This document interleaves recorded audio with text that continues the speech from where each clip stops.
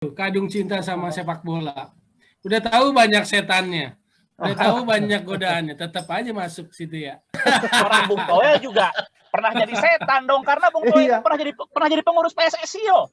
Awalnya niatnya juga mau bekerja dengan baik, tapi kalau udah melihat duit, lain lagi. Tipikal seperti ini gimana nih Bung Toel ya? Maksudnya sampai istana aja disinyalir terlibat ngurusin bola gitu. Semuanya aroma politik, termasuk waktu suspend itu kan. Dan saya kebetulan ada di dalamnya.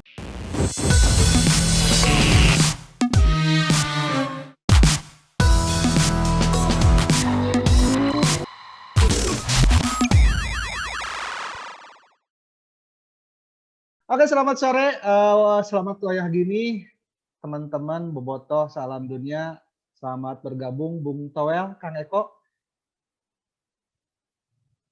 Bung Toel, halo di Buricak Burin. Selamat sore.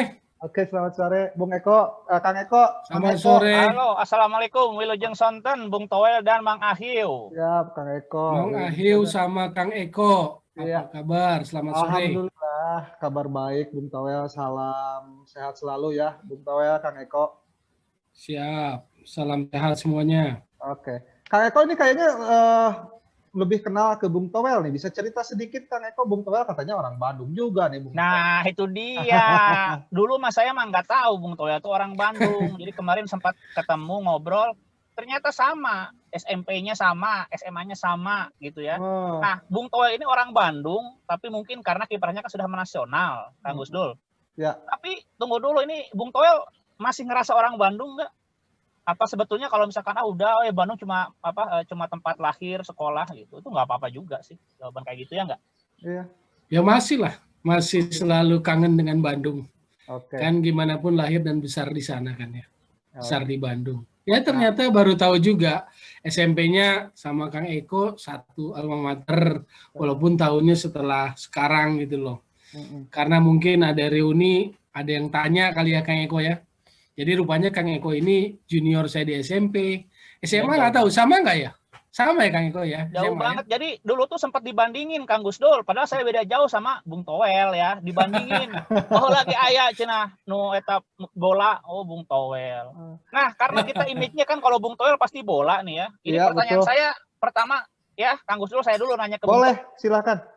Nah, Bung Toel langsung aja nih. Kita ini kan pecinta sepak bola. Ya. Nggak cuma luar negeri, terutama justru Indonesia nih. Kalau kita suka liga luar, itu wajar. Main bagus, pemain terkenal. Nah, tapi kayaknya kita bertiga ini udah tahu liga tuh begini-begini aja gitu ya. Timnas begini-begini aja. Kita masih suka, masih concern gitu. Kira-kira alasan paling logis ya dari Bung Toel, kenapa sih kita tetap harus tetap harus rewel, tetap harus ngeliatin Liga Indonesia? Kenapa ya? Kadung cinta, Kang Eko, Mang Ahiu. Kadung cinta sama sepak bola. Udah tahu banyak setannya, udah tahu banyak godaannya, tetap aja masuk situ ya. Oke. Tetap aja mau Tunggu rame-rame. dulu, Mang Ahe. Ini Ya. tadi ngomong banyak setannya nih. Sebetulnya orang Bung Toel juga pernah jadi setan dong, karena Bung Toel Iya. pernah jadi pengurus PSSI yo. Iya. Zamannya Pak Agung Gumelar loh. Gimana Bung Toel? Itu saya baru mau tanya nih, setannya itu ya seperti apa? Iya, Bung Toel jangan-jangan pernah ini teman-temannya setan juga kemarin-kemarin tuh. Bukan zamannya Pak Agum, tapi zamannya Pak Lanyala ya. Oh, Pak Lanyala ya. 2013 lah, sampai 2016. Zaman lagi susah-susahnya karena dualisme itu kan. Iya. Iya, sama Pak Agum kenal baik dan sebagainya. Justru istilah itu saya kenal sebelum masuk ke PSSI.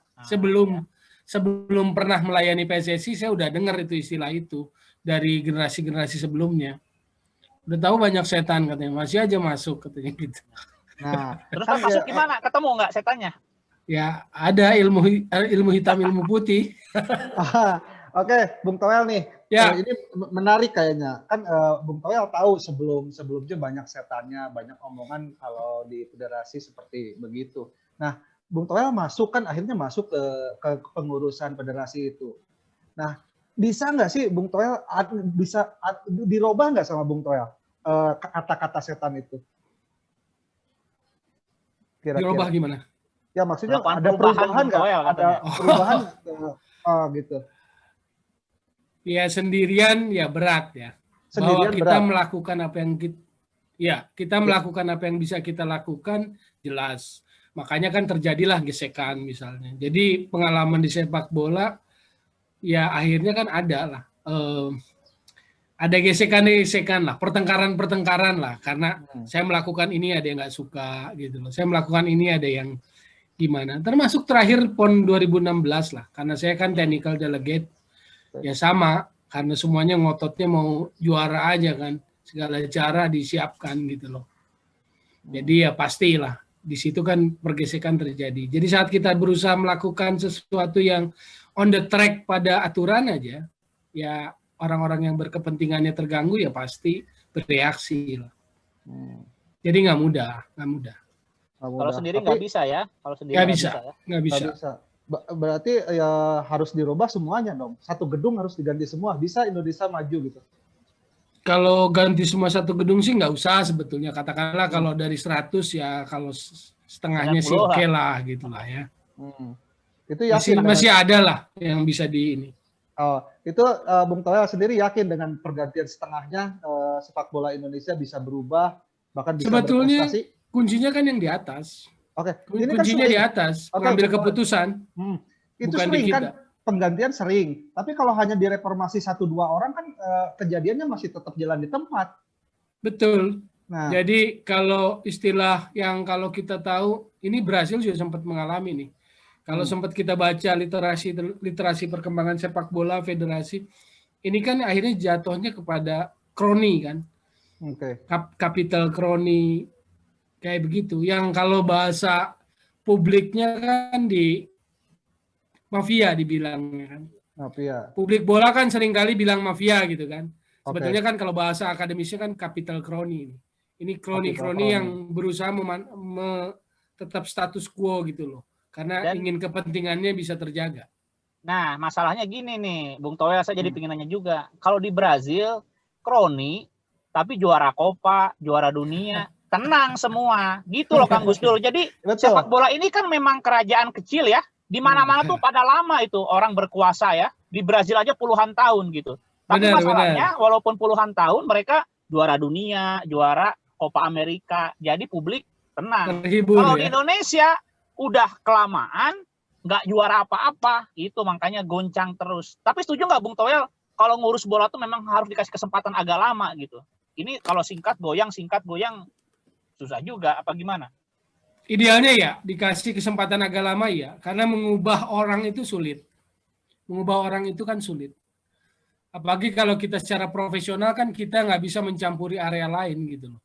Kayak dulu kan saya bidangnya kan football development, itu kan kepelatihan, youth, lalu apalagi development lain, lalu kompetisi. Jadi nggak serta-merta saya bisa nyelonong ngoceh soal tim nasional, karena waktu itu kan badan tim nasional sebetulnya. Walaupun kalau publik tetap aja mendampratnya saya, padahal saya kan nggak terlibat di BTN waktu itu. Maksudnya kena cipratan didamprat sama publik gitu loh, tentang tim nasional, padahal tidak terlibat ngurus secara langsung. Kang Gus Dur, tapi tentang dampratan ya, Bung Toel ini canggih juga loh. Jadi kalau dulu Kang Nugraha Besus image-nya Bandung ya, kalau ada hal apapun nguntungin Persib, kena tuduh tuh. Waktu itu Persib sempat selamat dari degradasi ya, dengan alasan kalau kata saya sih ngaco alasannya, tapi ya nggak apa-apa lah. Nugraha Besus kena damprat. Bahkan ada satu orang pengurus nih, nggak tahu sekarang masih atau enggak ya, termasuk safety player juga ini, orang Bandung namanya Pak Ahwani.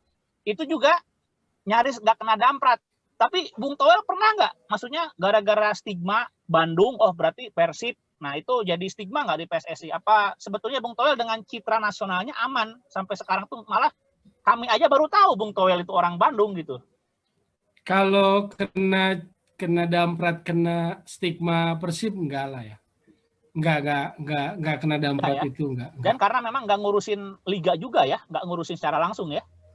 Di liga sempat di 2000 sebelum PSSI itu technical study group, tapi technical, lebih kepada technical ngurusinya. Jadi saya sempat di PT Liga zaman LI itu 2011-2013 itu technical study group. Oh, operator juga pernah. Nah, baru tahu juga. Saya tahunya ini komentator sama. Tapi di TSG aja. Di TSG aja. Oke. TSG, Technical Study Group. Oke, Bung Toel nih. kira-kira pernah mencoba Ya. seperti apa nih Bung Toel ketika menjadi pengurus di PSSI? Bung Toel pernah mencoba terobosan apa untuk memperbaiki federasi itu? Dan yang akhirnya orang-orang yang merasa digoyang terjadi gesekan nih. Kira-kira apa nih? Boleh cerita sedikit Bung Toel? Yang pertama sih kalau development soal kepelatihan ya, karena dulu kan simpang siur lisensi nasional. Dan lisensi nasional itu kan tidak di assessment oleh AFC. Sementara kita yang namanya Liga Pro kan jelas aturannya. Yang Liga 1 dulu ISL itu A license, lalu ada B, ada C gitu loh. Waktu itu kan di era sebelumnya terlanjur A nasional, B nasional, C nasional. Jadi kalau kayak lalu lintas trafficnya macet waktu itu. Sementara kita mau setarakan, AFC-nya tanya, ini dulu kurikulumnya apa?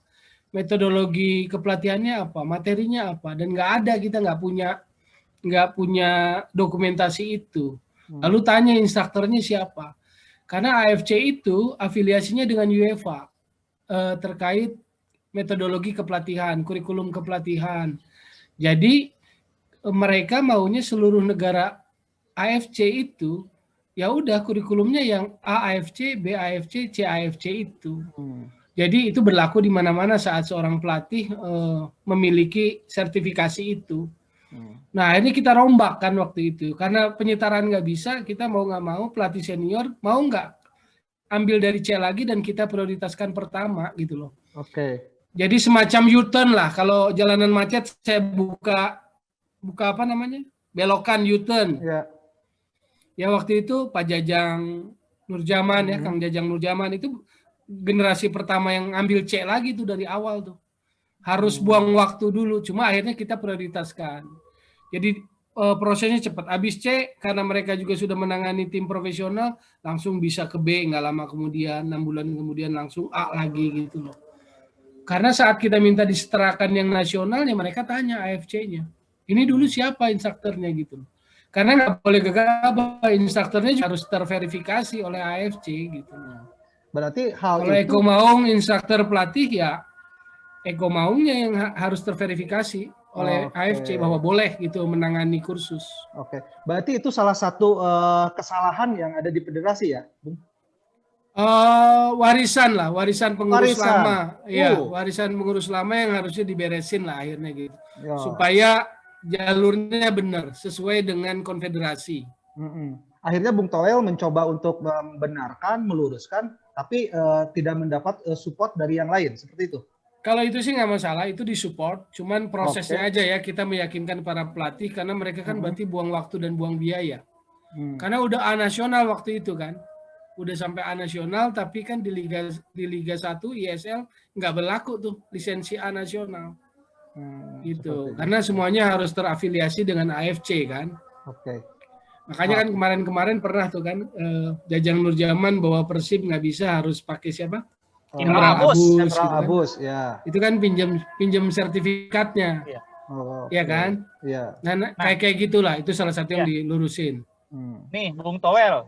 Ya. Sebetulnya di era sekarang nih, Kang Gus Dul, kalau kita lihat ya, para komentator nih yang masih tajam lah ya, masih nyaring. Apalagi sekarang kan Bung Toel kan punya berbagai media ya, Instagram, channel YouTube gitu ya. Sebetulnya kalau kata saya sih kemarin sampai ngomongin sekjen, ngomongin siapa? Ketua LIB ya, direktur utama LIB. Itu kan kalau kita lihat kan yang diserang itu kan bapak-bapak, tipikal bapak-bapak berkuasa di Indonesia. Biasanya main rangkul, ada apa sini gitu ya. Nah, itu Bung Toel, ada nggak yang begitu? Udah sih, sini coba Tommy Welly sini gitu kan. Ada nggak? Ada yang mencoba untuk merangkul nggak? Biar diem gitu. Biar diem gitu. Karena yang Bung Toel itu kalau saya pikir tipikal seperti itu gitu. Orang-orang yang Bung Toel serang dalam tanda kutip ya. Kalau orang bola sih karakternya lebih bisa begitu. Kalau orang bola. Saya kasih contoh kalau orang bola Andi Darussalam gitu. Andi Darussalam kan gimana punya reputasi nama besar lah di sepak bola Indonesia kan. Saya kan sebagai junior tetap punya respect, punya hormat sama senior. Saya panggil abang. Tapi waktu PON salah satunya dia kan Karian Koni Sulsel waktu itu, PON Jabar. Mohon maaf, bukan mau mendiskreditkan, tetapi memang Jawa Barat pun kan ingin mengamankan Jabar Kahijinya. Jabar Kahiji dalam artian sepak bolanya juga nggak mau lepas. Dan saya lihat ambisi-ambisi itu dengan segala cara, salah satunya lewat wasit. Itu marah di Darussalam, mau mogok final, nggak mau main. Saya bilang jangan bang, hargai eventnya. Saya bilang dari awal kan jalan lancar. Dia protes soal wasit karena dia tahu wasit yang akan mimpin final itu adalah yang sudah dalam ya tanda kutip pendekatan pesanan-pesanan lah Jawa Barat lah. Jawa Barat kan waktu itu juga sangat ngotot gitu loh. Ingin Kahiji dengan medali emas bola gitu kan. Ini nggak apa-apa nih saya cerita gini. Nggak apa-apa, Bung. Kang Eko. Bung, nggak apa-apa. Oke. Nggak apa-apa, senang justru jadi tahu. Oke, jadi saya bertengkar. Saya bertengkar. Jadi pagi-pagi menjelang final itu ya bertengkar lah. Dia nggak mau, kata Bang Ades nggak mau wasit itu karena dia udah dengar lah. Bang, saya bilang saya juga udah nggak mati, saya juga udah tahu. Percaya aja sama saya bilang karena saya di technical delegate. Jadi sebetulnya saya diam-diam udah menyiapkan wasit lain. Jadi itu wasit utama yang suruh ke Bandung itu nggak cuma 2 atau 3, saya suruh 5 waktu itu. Jadi saya biarkan yang masuk dalam plot perkiraan si A, si B saya biarin, tapi saya tambahin si C, si D, si E, saya suruh datang. Jadi suruh datang ke Bandung, dari pagi saya ditanya-tanya, dicari-cari, mintanya Torik. Kalau iya. Bang Ades tuh mintanya Torik, nggak bisa bang, saya bilang nggak apa-apa walaupun Jawa Barat, tapi saya percaya Torik nggak bisa bang, karena Torik waktu itu nggak masuk SK official, perangkat pertandingan untuk PON nggak masuk, karena waktu itu Torik sempat tugas di AFC U19 kalau nggak salah, jadi nggak masuk SK PON. Kalau saya minta Torik, saya yang nggak tahu aturan, saya bilang perangkat pertandingan yang tidak ada dalam SK PON saya tugaskan nggak boleh, saya bilang. Tapi ngerti ya itu kalau orang bola, Bang Ade ya sekencang-kencangnya Bang Andi Darussalam itu bisa ngerti. Bisa dipahamkan oleh penjelasan saya. Ya udah, pokoknya terserah Toel karena Toel technical delegate katanya. Yang pasti saya nggak mau si A si B itu katanya. Yang pokoknya dalam dugaan dia udah pesanan lah gitu. Oke. Ya udah saya bilang. Saya ngerti itu, kita lihat aja. Jadi berarti orang bola yang sekarang ngerti juga nggak walaupun Bung Toel keras ya, tapi emang betul sekjen tuh bukan begini, tapi begini. Manajer timnas dia nggak layak karena dia nggak punya kompetensi. Harusnya jangan dia itu. Mereka ada yang ngubungin Bung Toel nggak? Kalau sekjen sih pernah WA ya, pernah WA mungkin agak kurang enak. Ya saya ladeni, tapi kemudian nggak pernah lagi. Kalau manajer nggak ada respon sih manajer sih. Oke. Kalau orang-orang sepak bola yang udah lama berkecimpung sih oke menurut saya sih responnya. Kalau kita kritisi dia pikir perubahannya sejak Satgas itu memang petanya jadi berubah lah. Oke. Satgas anti apa? Anti mafia. Ya. Oke, Bung Toel. Berarti kalau begitu Bung Andi ya Bang Andi saja tidak percaya. Suara Manggus dulu.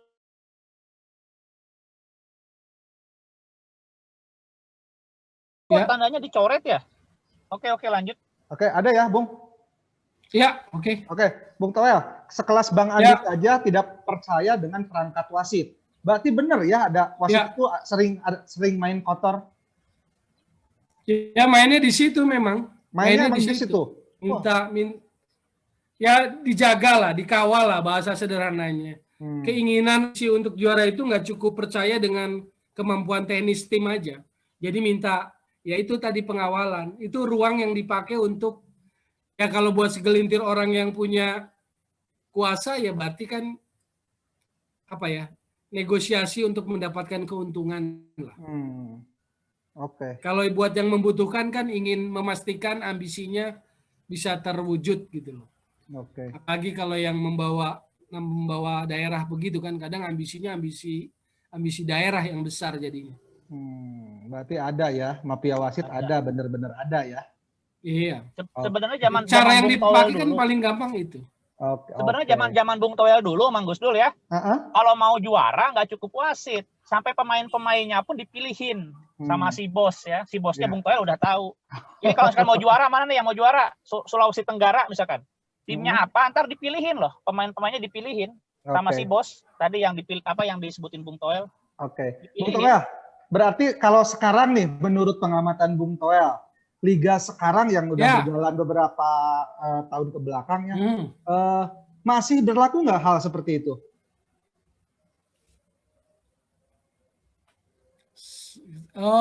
Patokannya mungkin waktu habis Satgas, setelah Satgas sih kalau saya lihat ya masih ada. Masih ada. Bercanda-bercanda masih ada. Masih ada.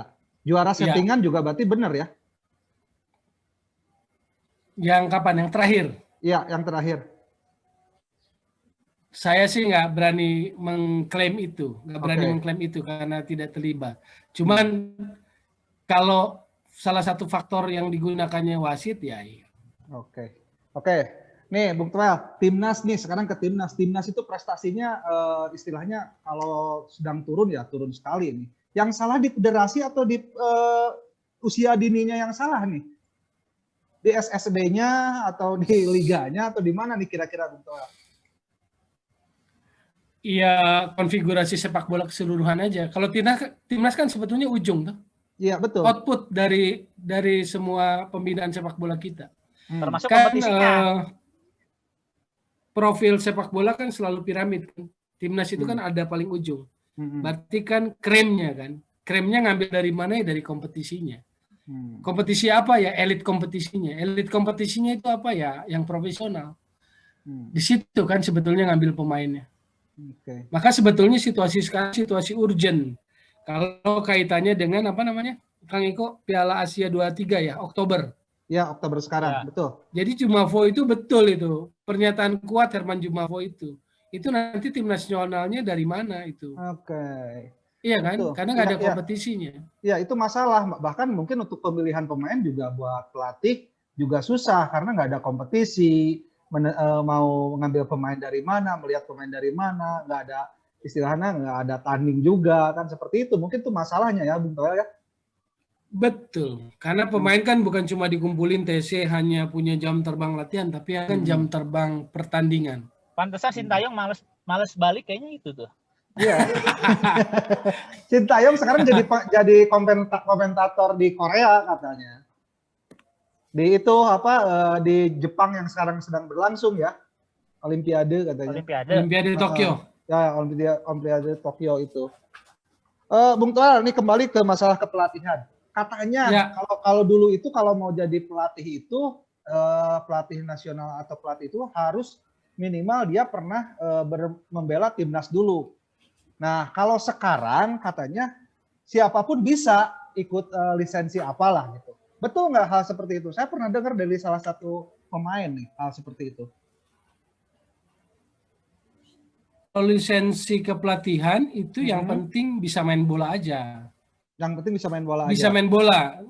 Nggak harus level nasional, nggak harus. Timnas misalnya nggak harus. Oh, nggak harus. Tapi kalau dia mantan pemain timnas tentu menjadi sebuah nilai tambah lebih lah ya.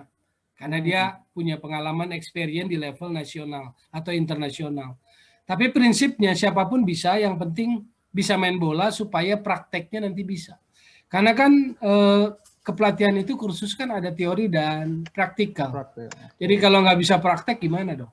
Makanya banyak. Kalau C misalnya, C itu usia muda. Makanya kalau nggak bisa mempraktekkan malu dong buat anak-anaknya. Makanya banyak pelatih yang waktu jadi pemain biasa-biasa aja, pas ngelatih jagoan ya, banyak ya. Kayak Alex Ferguson, Jose Mourinho gitu. Tapi saya juga banyak melihat loh. Jadi pemain-pemain bagus waktu main ya. Legenda nih, legend itu pas ngelatih kok amburadul, komunikasi segala macam ya, Bung Toel. Apa gara-gara sertifikasi itu belum pada dapat apa gimana ya? Komunikasi jadi menyampaikan instruksi aja dia harus nyuruh orang itu. Ya ada apa ya, semacam dogma bahwa pemain hebat belum tentu jadi pelatih hebat gitu loh. Pelatih hebat belum tentu jadi instruktur hebat gitu loh. Jadi seperti Pep Guardiola waktu selesai jadi pemain, dia bilang waktu jadi pelatih, nilai saya 0, mulai dari 0 lagi, saya mulai dari kilometer 0 lagi. Karena masa sebagai pemain udah selesai, sekarang saya memulai karir sebagai pelatih. Kan sebagai pelatih mikirinnya lebih banyak daripada sekedar pemain. Sorry, nyambung nggak? Unstable tadi ya, connecting. Iya, betul. Nyambung, Bung Toel. Iya itu, sebagai pelatih kan harus tahu, makanya lisensi itu ada kurikulumnya untuk menambah pengetahuan pelatih. Kalau ngelatih sepak bola tahunnya cuma sepak bola, itu kan udah gak zaman. Pelatih modern sekarang kan nggak bisa. Hanya sekedar punya kemampuan bola doang. Makanya tadi seperti ya? Kang ya psikologi, administrasi, terus seperti Kang Eko bilang tadi komunikasi. Makanya kan tim talknya suka beda tuh pelatih kita sama pelatih-pelatih luar yang kita lihat lewat YouTube atau apapun. Pep Guardiola misalnya saat halftime di mana dia menguasai ruang ganti. Itu kan levelnya lebih tinggi lagi. Itu kan miliarder semua itu pemain-pemain kan. Iya, betul. Egonya kan pasti tinggi. Ya, betul. Tapi pelatih dia punya kewibawaan yang lebih tinggi lagi di ruang ganti. Makanya Guardiola bisa kuasai itu ruang dan bisa bicara dengan sangat efektif menurut saya sih. Ya itu kekurangan-kekurangan yang bisa jadi pelajaran. Mungkin Kang Eko pernah lihat langsung gitu loh. Mantan-mantan yang pengalaman bolanya bagus tapi how to explain sepak bolanya nggak kurang lancar gitu loh.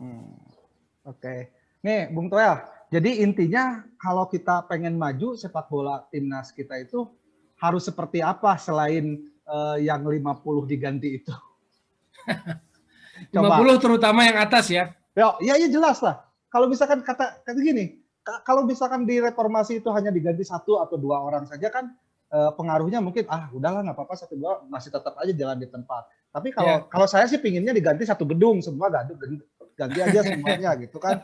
Tapi Bung Toel punya pendapat diganti aja 50-nya nih. Kira-kira selain 50-nya saya juga pengen bangga lihat timnas juara Asia, juara apa pengen lah saya juga. Tapi ya kenyataannya timnas sendiri jalan di tempat, nggak ada kemajuan, sama Vietnam aja dihajar kita habis-habisan. Nah, pendapat Bung Toel nih kira-kira selain yang 50% itu apa nih kira-kira? Football development-nya harus benar. Kuncinya di football development. Football development itu apa sih elemennya? 1, kualitas pelatih. Kualitas pelatih. Ya, yang pertama itu good quality coaching. Jadi kalau di pendidikan guru, dosen gitu loh, pendidik, pengajar. Kan itu kuncinya. Yang kedua, infrastruktur. Infrastruktur tuh katakanlah ambil yang paling dasar apa? Sarana latihan yang proper. Saya kasih tambahan kata proper yang layak.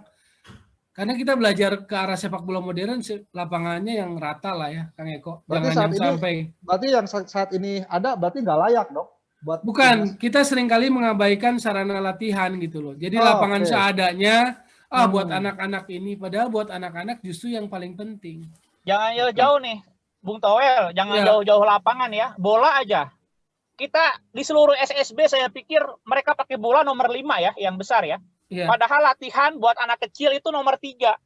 Nomor 3. Sangat sulit mendapatkan bola nomor 3 di Indonesia. Karena memang nggak laku. Kurang laku karena orang-orang pakainya nomor 5. Nah, hal-hal seperti itu nggak dipikirin loh. Bola nomor 3 itu jarang di Indonesia tuh. Di toko-toko susah. Oke. Itu kan sesuai umur ya. Bola harus sesuai umur, size-nya betul. Jadi 1 pelatih, 2 infrastruktur. Terus ambil kepada yang paling sederhana, lapangan latihan yang memadai supaya stop bolanya bagus, kontrol bolanya bagus, first start-nya bagus. Kasihan dimarah-marahin tapi bolanya mantul-mantul, susah kan kontrol bola. Yang ketiga program itu kan training, uji coba dan kompetisi atau turnamen gitu kan. Itu masuk dalam program tuh. Kalau sekolah kan belajar, tes, ulangan, ujian gitu kan. Maka kemudian outputnya, hasilnya adalah better player. Kita memiliki kumpulan pemain-pemain dengan kualitas yang bagus. Baru bagus, belum timnas yang bagus. Nah, pemain-pemain yang bagus itu harus ditempa oleh ekosistem, oleh environment, oleh lingkungan. Apa itu? Competition. Yang berjenjang dan juga competition yang tertata dengan baik gitu loh. Berarti kalau kita bicara pelatih, selama ini pelatihnya yang kurang apa? Kan tadi Bung Toel mengatakan kualitas pelatih. kualitas pelatih kita dilatih sama beberapa pelatih yang punya nama. Seperti yang dari Spanyol itu Mila, dunia kan. Nah, berarti apa nih, Bung? Apakah durasi kepelatihannya yang terlalu pendek atau terlalu banyak intervensi dari federasi? Ya, saya pikir kalau pelatih-pelatih itu punya kualitas, cuma kan ruang antara gap antara itu kualitas pelatih dari latar belakang sepak bolanya dengan kualitas sepak bola kita kan ada gap pasti. Luis Milla, Spanyol. Luis Milla itu kan didikan Barcelona. Dia pergi daripada beli pemain mahal kan yang masuk Pep Guardiola. Kan ceritanya begitu. Luis Milla itu legend lah. Di Barcelona, gelandang bertahan keren dia itu. Zaman Johan Cruyff. Lalu keluar dia dibeli Madrid karena bagus. Johan Cruyff alih-alih beli pemain bagus, mendingan diambil dari akademi, dia bilang La Masia. Maka yang didapatkan Pep Guardiola. Itu yang saya bilang background sepak bola dia kan Spanyol. Ini ada sepak bola kita, gapnya ada gapnya. Kalau gapnya kejauhan begini kan butuh waktu untuk terus mendekatkan gitu. Padahal ini yang harus bergerak ke sini kan. Oke. Bukan ini yang terus turun ke bawah terus, repot gitu loh. Berarti federasi yang salah memilih pelatih dong kalau gitu. Ya menurut saya sih kecepatan tahapannya. Tahapannya kecepatan karena akhirnya jatuhnya pada evaluasi secara organisasi manajemen akhirnya kemahalan bisa jadi kan. Iya. Betul. Ujung dari evaluasinya kemahalan karena untuk target SEA Games nggak dapet harganya segini. Akhirnya kan pikiran pragmatisnya bilang bahwa itu kemahalan, nggak capai target. Padahal kalau step by step dulu maka akan jauh lebih efektif gitu. Antara angka yang dikeluarkan dengan target yang mau dikejar. Tapi ini sudah masuk dalam ranah kalau Anda duduk di federasi gitu loh. Anda akan hitung semua tuh. Anda akan hitung semuanya. Nanti saya mau masuk ke federasi. Amin. Ya. Biar jadi setan saya di sana. Setan Malaikatnya juga ada. Oh, malaikatnya ada. Ada. Pertarungan antara malaikat dan setan lah sama. Nah, kalau bicara malaikat nih, ya, kalau setan udah jelas, masyarakat pecinta sepak bola semua tahu setannya seperti apa, seperti mafia wasit lah, pengaturan skor seperti. Nah, kalau bicara malaikatnya yang mana nih kira-kira? Yang mau bekerja dengan baik aja. Jelas itu. Awalnya niatnya juga mau bekerja dengan baik, tapi kalau udah melihat duit, lain lagi. Oh iya, Gitu. jumlahnya kan jadi berkurang. Jumlah malaikatnya jadi berkurang sama malaikatnya malaikat takut gitu loh. Malaikat. Oke, Kang Eko, silakan lanjut Kang Eko.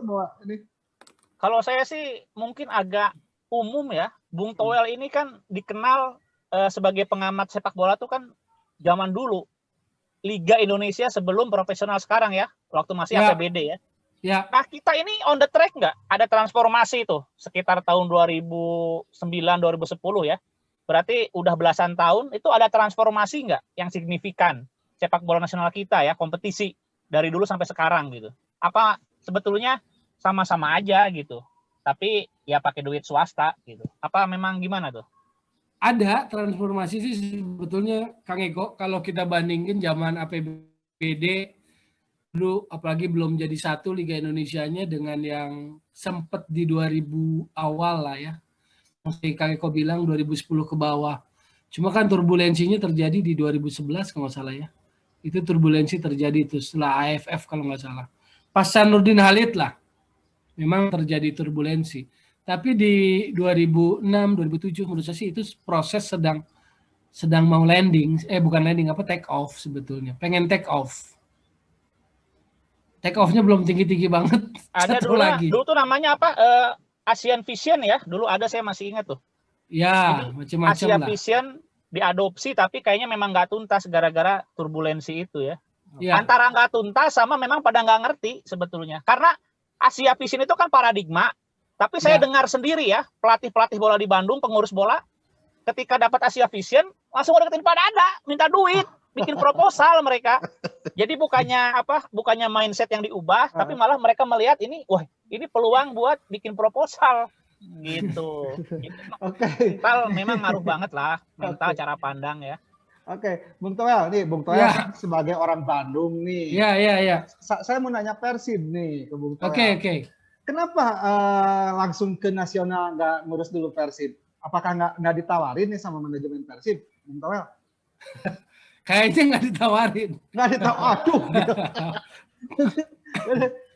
Nah, jadi ceritanya gini lah. Kalau Oke. Persib sebetulnya memang masa kecil saya lah. Memang saya besar di lingkungan Stadion Siduleh. Sidoleh, oke. Ah, Siduleh lama saya sih. Kalau yang baru ini agak kaget-kaget. Oke. Jadi bukan Sidolik ya, Sidoleh, Iya, bukan Sidolik. Sidoleh, oke. Siduleh dulu kan ada kompetisi antar klub di situ. Saya kan klubnya IP. Ada tukang sate juga kan? Ya, Siapa? betul. Sate siapa? Eko, Mang Ayu? Eh, Sujana ya? Ayahnya Sujana, Sujana. ya. Bapaknya Betul, Sujana. ya. Itu Pak Dana. Udah, ya saya hafal lah situ yang jualan apa Ya. aja hafal karena sambil nonton sambil jajan kadang di situ kan nonton bola. Jadi saya besar di lingkungan itu sebetulnya. Saya paham Persib dan paham kenal orang-orang Persib yang lama lah sejak dulu. Zaman Pak Ateng wali kotanya ya. Ya, betul. Jadi kalau TC ke Subang terus tuh Kang Eko. Jadi saya bikin tulisan di pikiran rakyat.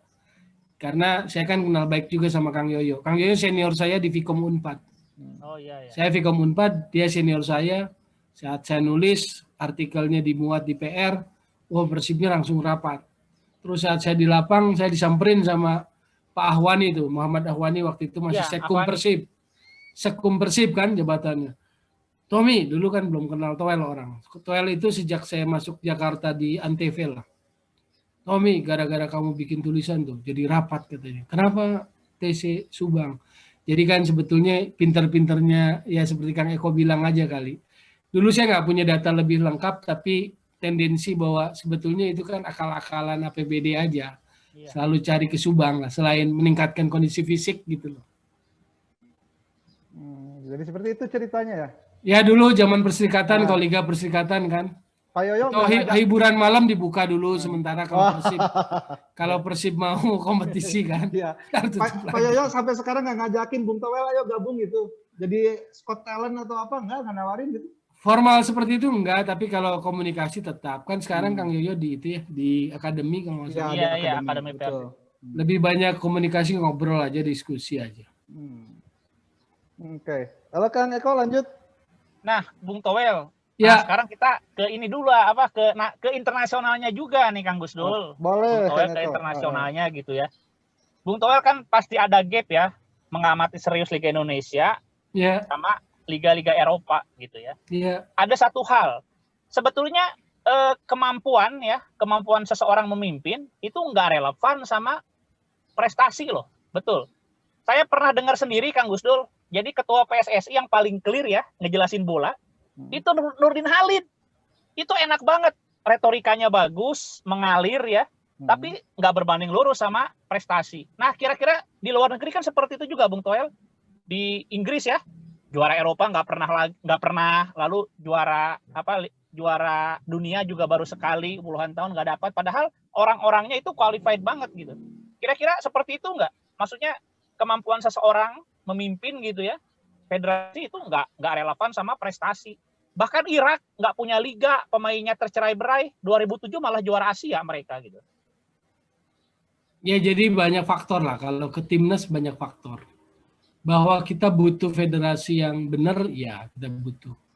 Jadi 2014 saya pernah harus ikut kursus lah, dampingi waktu itu kan Ketua Umum PSSI-nya Johar Arifin, Sekjennya Joko Driono, Direktur Tekniknya waktu itu kan Yopi Lepel, almarhum. Nah saya harus dampingi Yopi Lepel. Jadi karena waktu itu sudah mulai sepuh Yopi Lepel, jadi saya seringkali diplot untuk mendampingi dia. Jadi meeting seminar di Kuala Lumpur, saya seringkali diledek tuh sama delegasi-delegasi AFC lain, shadow direktur teknik kita, technical director shadow katanya. Jadi saya dibilang bayang-bayang karena saya mendampingi Om Yopi lah, saya panggilnya Om Yopi, almarhum mendiang, saya jadi ingat beliau sudah sepuh. Nah itu sebetulnya intinya federasi itu 3 key person-nya itu presiden federasinya, general sekretarinya, sekjen dan technical director. Itu 3 key person untuk menjalankan organisasi sepak bola dengan benar. Tapi kenyataannya kan di banyak negara, termasuk di negara kita, kepentingan di federasi itu macam-macam. Jadi dalam konteks politik organisasinya lah, nggak semata-mata pure bola gitu. Kalau seperti yang Kang Eko bilang tadi, akhirnya kan jadi tidak berbanding lurus. Pak Cardono kan paling berhasil kalau dari ukurannya prestasi. Padahal kalau mau bilang dia ngerti bola kan bukan orang yang ngerti bola sebetulnya. Cuma kan waktu itu Istana Cendana kan memerintahkan dia. Kan kurang lebih di buku yang pernah saya baca kalimatnya, Don, kowe ngerti bola kagak? Ngerti bal-balan kagak? Kan kurang lebih kayak gitu. Ya karena presiden yang bilang ya dia harus jawab siap dong. Itu loh. Cuman artinya kemampuan belajar Pak Cardono-nya bagus. Dia banyak bertanya, banyak mendengar dan bisa memimpin organisasi dengan benar lah, kurang lebih seperti itu. Nah, makanya Tapi zaman itu memang beda, Kang Eko. Ya. Ketika memulai masuk era statuta. Kan 2008, 2009, 2010 itu era statutanya FIFA turun. Kalau dulu kan masih ADART aja.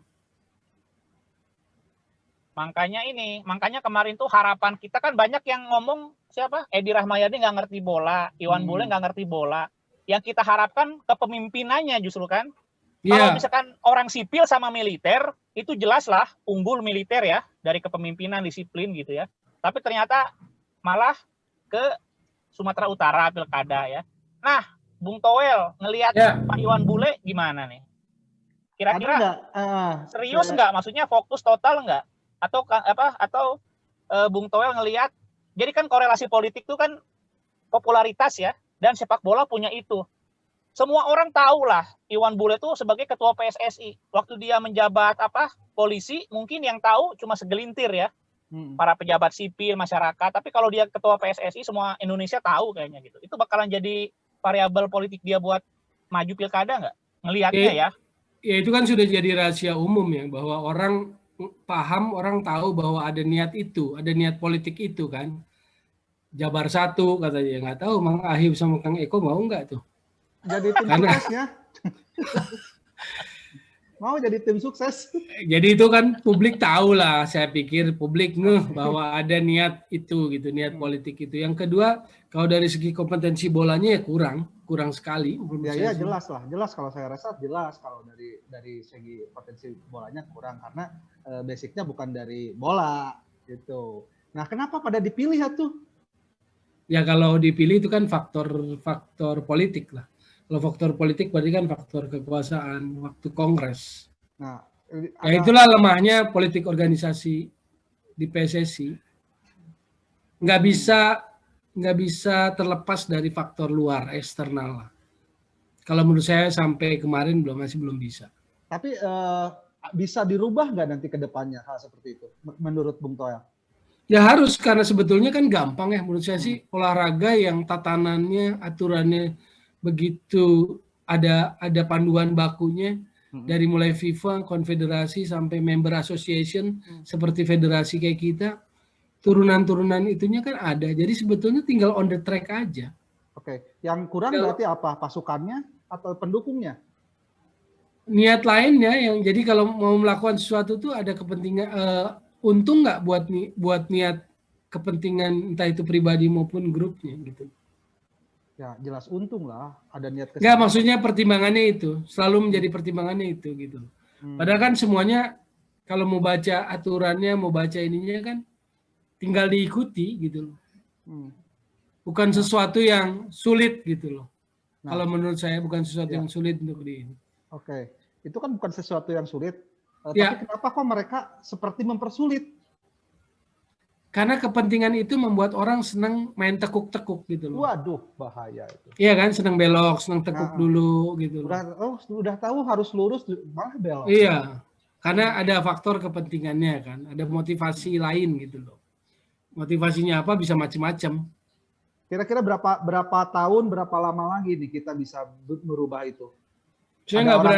Ada orang-orang yang berhati mulia ingin memajukan sepak bola, malaikat di federasinya semakin banyak, kira-kira berapa lama nih, Bung? Waduh, nggak ada jawaban pasti itu. Bahkan kalau lihat sekarang gelap menurut saya sih. Waduh, bahaya. Lebih bahaya lagi itu. Ya udahlah, saya doakan aja yang di federasi semua biar diganti. Gelap menurut saya sih. Gelap ya? Iya. Karena kompetisi berhenti setahun lebih itu masalah serius ya. Serius banget ya Bung Toel ya. Kompetisi Sangat berhenti serius. setahun Sangat lebih. serius. Sangat serius. Atau mungkin jangan-jangan ditakdirkan periode yang ini nggak akan ada kompetisi. Jangan-jangan. Kan cuma ngomong aja. Bung Toel berprediksi. Enggak, cuma gini loh. Maksud saya tuh gini. Tadi Bung Toel tuh kan ngomongin sepak bola dalam konteks ideal ya. Ya, betul. Nah, ini industri kita ini kan industri olahraga, industri sepak bola kan masih terus mencari bentuk ya. Ya. Nah, saya cuma pingin nanya ya, dari orang punya kapasitas kayak Bung Toel, ini kehadiran para influencer di Liga 2 ini gimana? Soalnya kan banyak yang skeptis juga ya. Nanti kalau misalkan mereka tiba-tiba pergi dadakan, ekosistem bola malah keganggu itu sebetulnya. Kalau mereka nggak punya komitmen. Tapi buat level awal gitu, ada influencer bawa duit, dan duitnya bukan duit bermasalah ya, itu bukan duit negara, duit pribadi, mereka mainkan di sepak bola, itu jangan-jangan inilah gitu konsep industri sepak bola kita, apa gimana Bung Toel? Saya nggak tahu ukuran duit pribadi dari mana Kang Eko ya. Jika memang benar. Kan, duit pribadi itu kan karena mereka duit mereka sendiri gitu, tanpa APBD, tanpa APBN. Jadi kalau saya sih nganggapnya kalau uang bukan uang rakyat ya, itu terserah mereka. Mau hambur-hambur beli pemain, mau buat beli bis, mau bayar apapun terserah mereka. Gitu loh. Oke.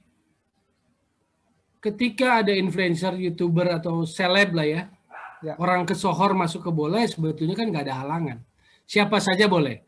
Mang Ahiu mau jadi pemilik saham Persib juga boleh, Eko juga boleh, kan begitu. Tidak ada halangan. Cuman kalau kita dalam sudut bola, kemudian kita berpikir pertanyaannya, seberapa punya stamina dia kelola sepak bola di Indonesia ketika ekosistem industri olahraganya belum ideal, belum stabil lah. Kan begitu. Atta Halilintar aja udah mulai ngeluh nih, Atta Halilintar nih. Iya, saya sempat baca.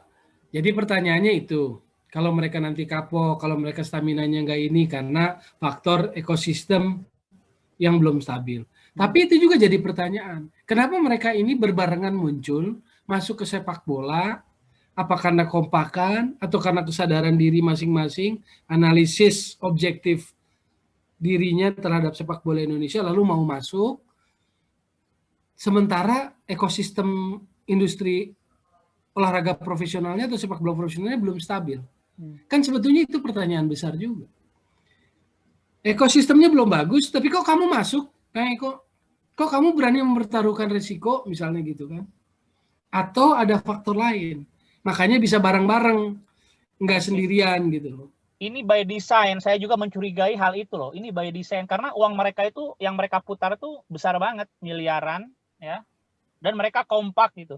Karena kalau selebritis ini, para artis ini mau main duit, itu di mana-mana banyak kok. Mau kuliner, mau apa, tapi mereka milih sepak bola yang beresiko. Ya, beresiko. Ini baru jadi obrolan tadi pagi nih.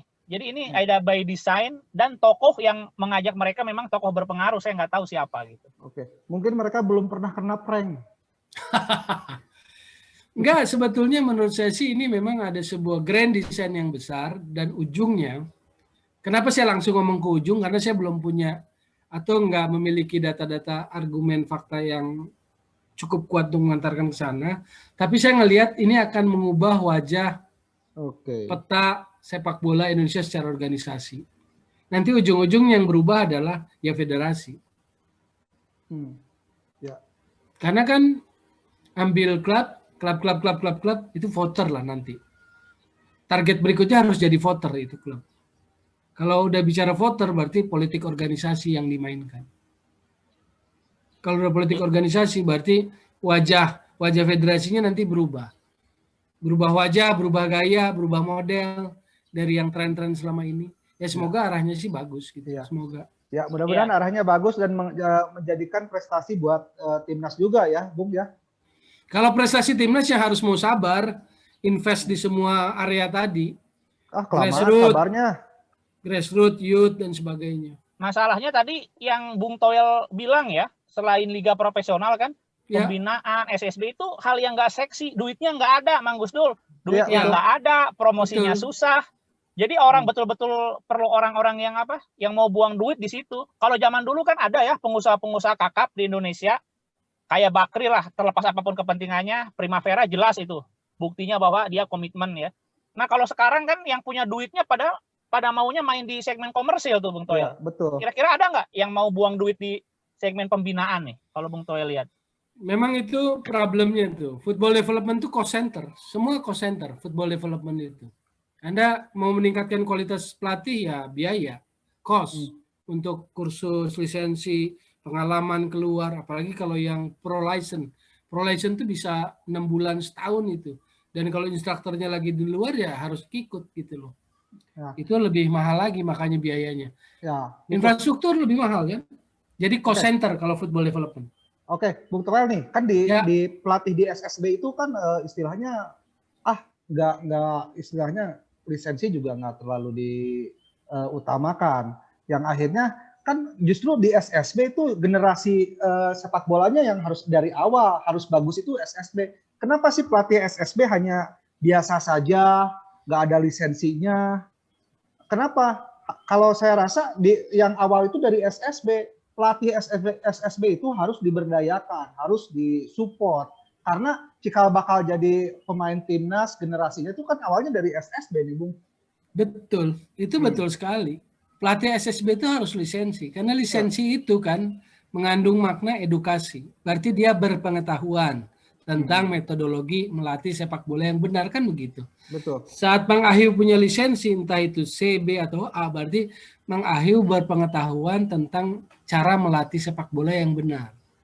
Kalau Mang Ahyu mantan pemain berarti punya experience. Kalau punya dua-duanya itu kan bagus kan. Jadi di dalam diri Mang Ahyu ada experience sebagai mantan pemain, ada pengetahuan, knowledge sebagai pelatih. Pentingnya itu adalah SSB dilatih oleh profil pelatih seperti itu. Karena dasar tadi, karena kalau udah salah di bawah, ya ke atasnya salah. Atau burn out, habis sebelum waktunya. Betul itu. Yang punya profil kayak gini tuh KNVB Belanda loh.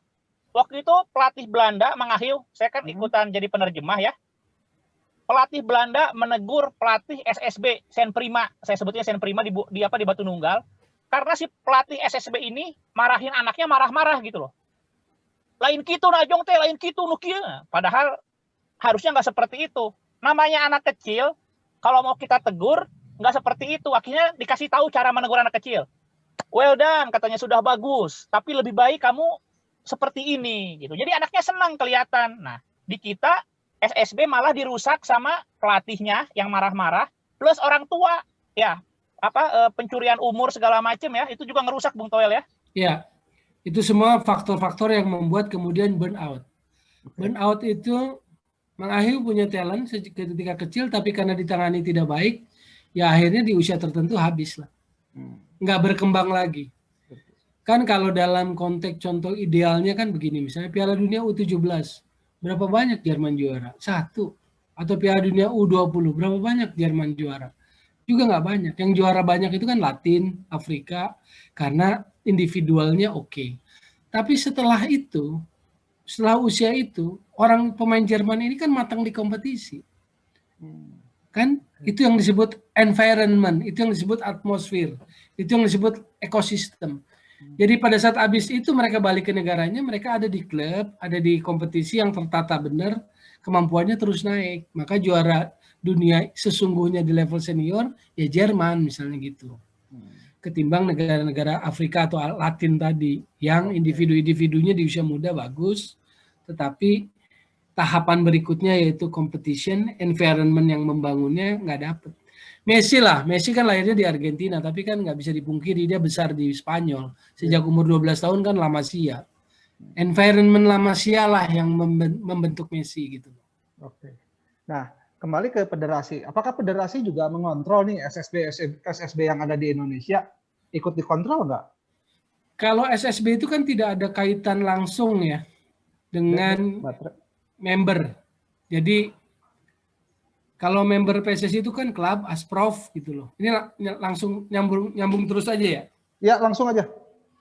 Member PSSI kan Asprof, provinsi sama klub. Jadi, sama asosiasi-asosiasi lah, pelatih, sepak bola wanita, wasit, futsal.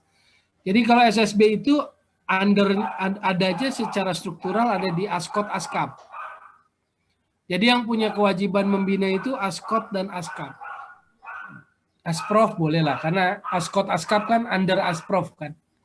Jadi sebetulnya mereka nggak bisa semua langsung PSSI. Tapi PSSI membuat metodologi melakukan pembinaan pada pelatih wajib, karena itu nanti bisa masuk kepada SSB kan. SSB penting punya pelatih-pelatih yang qualified kan begitu. Nah, Bung Toel sambil nungguin Kang Gusdul ya. Ya siap, Bung udah Toel, tersambung. Ya.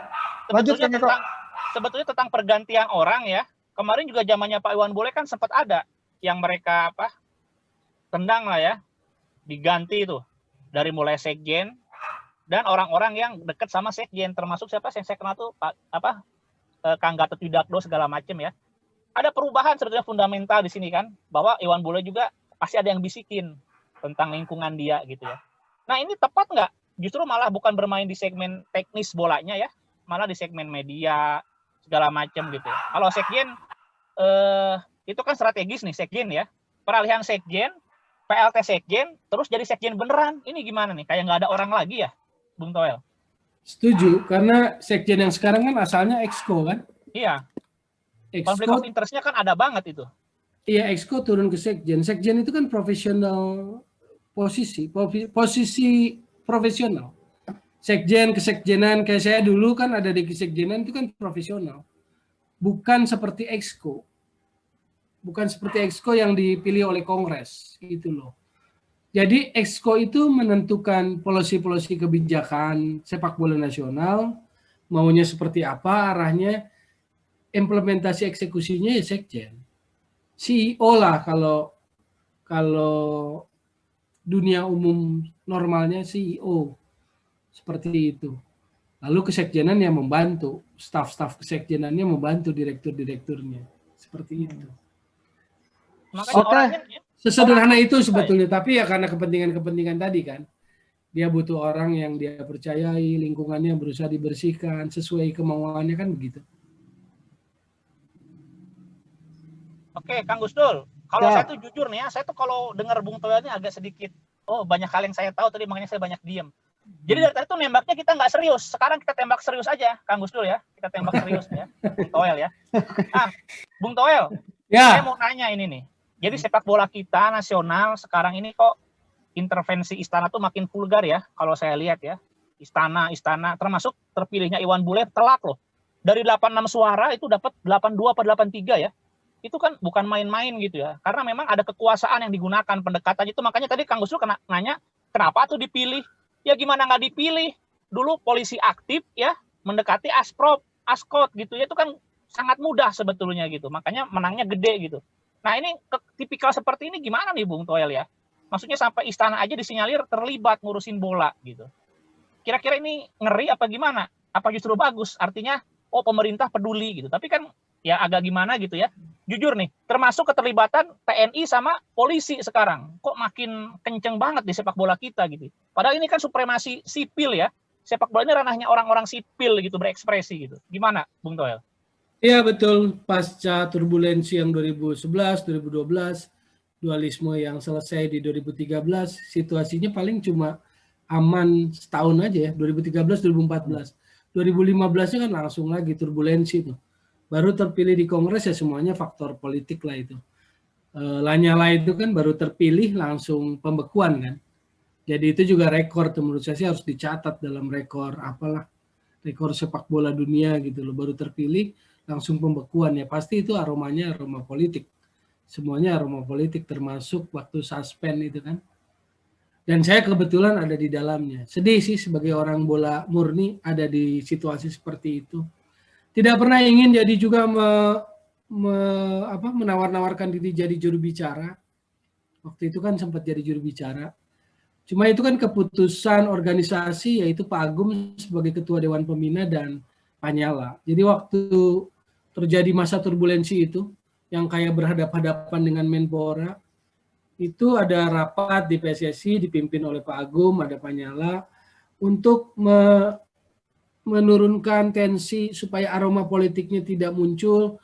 Tolong yang jadi bicara di PSSI jangan exco yang ada latar belakang politiknya lah atau sedang ada duduk dalam jabatan-jabatan politis gitu kan. Maka kemudian keputusan rapat itu meminta saya sebagai juru bicara. Saya sendiri nggak ada di rapat itu. Lalu dari sisi hukumnya Aristo lah, teman saya Aristo Pangaribuan yang bagian legalnya. Jadi sebagai sebuah keputusan organisasi ya saya laksanakan saja. Nggak ada brief apa-apa karena mereka juga menganggap saya sudah paham tentang statuta, tentang sepak bola. Jadi ya akhirnya saya melakoni itu. Walaupun dalam hati pribadi saya tahu bahwa ini akan ada imbas secara pribadi buat saya dan memang betul. Saya merasakannya sampai sekarang. Terus tentang ini aroma apa kekuatan istana di sepak bola kita memang sejauh itu, Bung Toel? Ada ya, pengaruh istana? Entah hawa, entah memang betul persentasenya seperti apa, saya juga nggak bisa memastikan sebesar apa. Tapi semua kan selalu mengklaim dapat restu kan. Kalau menjelang kongres itu jago-jagoan itu kan selalu mengklaim dapat restu, dapat sinyal gitu loh. Selalu ada seperti itu. Oke, Bung Toel, satu pertanyaan terakhir nih dari saya nih. Ini anggota Exco ada juga yang memiliki klub. Ini sehat nggak sih buat sepak bola seperti ini? Ya kurang sehat, harusnya dia melepaskan dulu jabatan di klubnya dulu. Dan karena itu tadi, gitu. Karena kan ada faktor nationwide ya. Nationwide yang harus dia pikirkan. Cuma bahwa jadi exco dia dari family football yang nggak bisa terhindarkan. Exco itu kan ada syaratnya toh dalam pemilihan jadi exco. Ya. Harus pengalaman terlibat 5 tahun. Sepak bola 5 tahun. Artinya kan dia bisa jadi orang asprof, bisa jadi orang klub kan begitu. Jadi tidak bisa terhindarkan itu sih. Bisa nggak? Tinggal kepemimpinannya. Hal seperti itu didobrak, nggak boleh yang anggota exco kalau bisa jangan pemilik klub gitu. Ya itu yang harus didobrak, syarat gampang aja menurut saya sih. Syarat 5 tahun berkecimpung di sepak bolanya harus didobrak. Oke, berarti itu ya. Harus nggak ada. Oke. Itu kan jadi eksklusif ya? Iya, betul. Tertutup gitu. Oke. Bung Eko masih ada lagi? Karena mungkin waktunya kita sudah mau habis. Oke, Bung Toel, terima kasih atas waktunya. Bung Toel, makasih banyak waktunya. Kang Eko, terima kasih. Sama-sama, Mang Ahil, Kang Eko. Sampai ketemu lagi. Sehat-sehat aja semua. Toel.